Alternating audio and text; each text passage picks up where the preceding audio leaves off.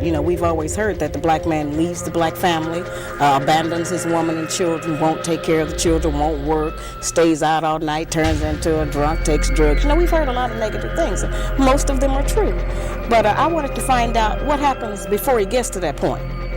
What leads up to the breakdown? We've never gone back to try to find out what happens in the relationship between the black man and a black woman that makes him go off and do all of these bad things. To assume that this is just normal, natural behavior for black men would be to assume that he is naturally bad. And I do not believe that the man that God gave to us as a mate is a naturally bad person. What up, my YouTube friends and family? Welcome to Bounceville. And today I'm gonna jump it off with a real hot topic. And I've been noticing for a while it's like dominating the internet like crazy. Everybody talking about this topic. Yep, you guessed it right, relationships. What has happened to our relationships? Why have we taken such a great fall with our relationships in this era? And I'm gonna keep it specific on this go round. I'm gonna hover over black relationships. What's going on with black relationships? And I'm gonna stick there because we suffering the most. So let's get into it.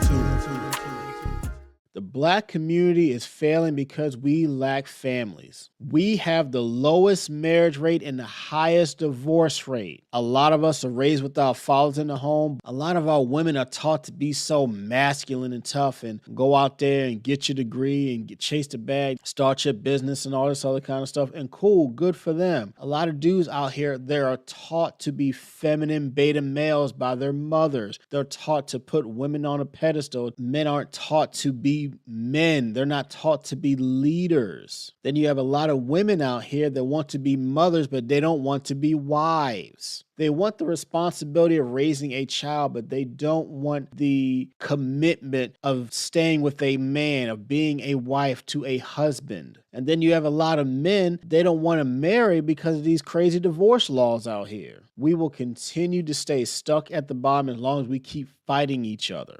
Now, don't get me wrong. I'm not claiming to be a social media expert, did all my research, studied all the graphs and all the pies like some of the greats that have done it and still doing it and will do it. But I've been on this earth for a while.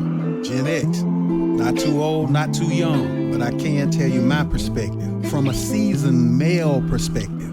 And what I know, not think, I know, we're all from broken places in our families and communities. And I think we've all figured that out by now. But I can give you a great example of, through my life, of how I came up and some of the struggles that I went through that definitely had a negative effect on my relationship. And I think I speak for many others, not just male, female also, not just black, because everybody going through it. And remember, I said broken places, broken homes. So shouts out to my mama and my grandmama. They raised me. And they did a good job. But watch this. Shout out to my dad. He's a great man and we got a great relationship now. And I didn't have the privilege of growing up in the household with him. Just is what it is. And although I had coaches and other father figures and, other male figures that I looked up to, it just ain't the same as, being right there. I know now because of raising my son and what I know it means to him. And what I was able to put into him. And no knock to the single mothers out there.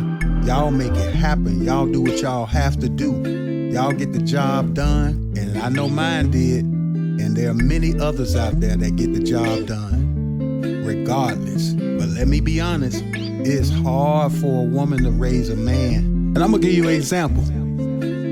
Now I was coming up on about 9 or 10. And believe me, mama and grandmama, they ain't believe in sparing the rod, and they can bring it. And I remember thinking all the time in my little young crazy mind back then, one day, this ain't gonna hurt. So I ain't gonna have to worry about it. I ain't gonna have to do this, that, such and such, whatever. Dumb, right?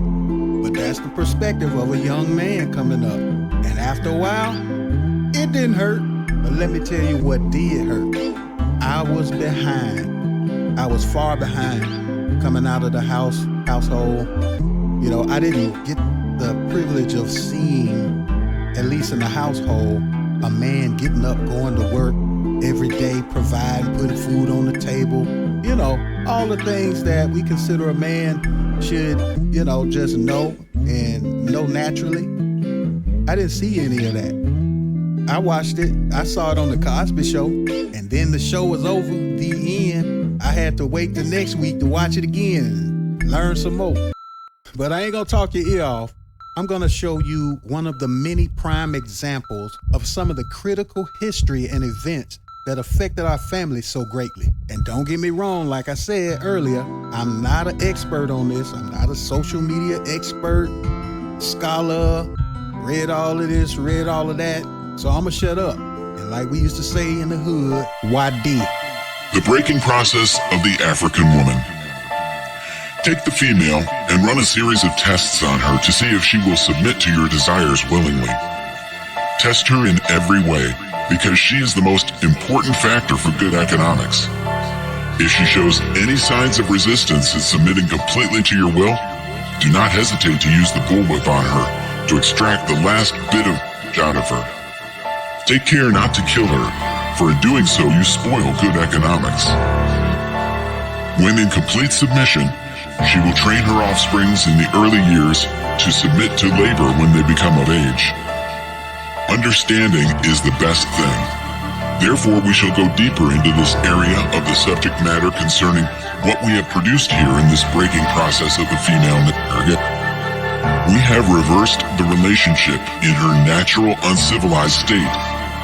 She would have a strong dependency on the uncivilized male, and she would have a limited protective tendency toward her independent male offspring, and would raise male offsprings to be dependent like her.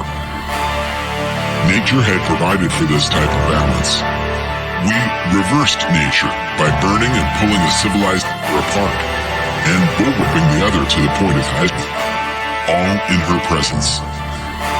By her being left alone, unprotected, with the male image destroyed, the ordeal caused her to move from her psychological dependent state to a frozen, independent state. In this frozen psychological state of independence, she will raise her male and female offspring in reversed roles. For fear of the young male's life, she will psychologically train him to be mentally weak and dependent, but physically strong. Because she has become psychologically independent, she will train her female offspring to be psychologically independent. What have you got? You've got the woman out front and the man behind and scared. This is a perfect situation of sound sleep and economics. Before the breaking process, we had to be alertly on guard at all times. Now we can sleep soundly, for out of frozen fear, his woman stands guard for us. He cannot get past her early molding process. He is a good tool, now ready to be tied to the horse at a tender age. By the time a boy reaches the age of 16, he is soundly broken in and ready for a long life of sound and efficient work and the reproduction of a unit of good labor force. Continually, through the breaking of uncivilized savage, again by throwing the brigand female savage into a frozen psychological state of independence, by killing of the protected male image, and by creating a submissive dependent mind of the males.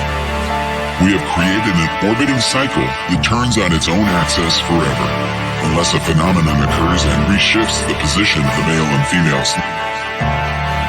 We showed what we mean by example. Take the case of the two economic slave units and examine them closely.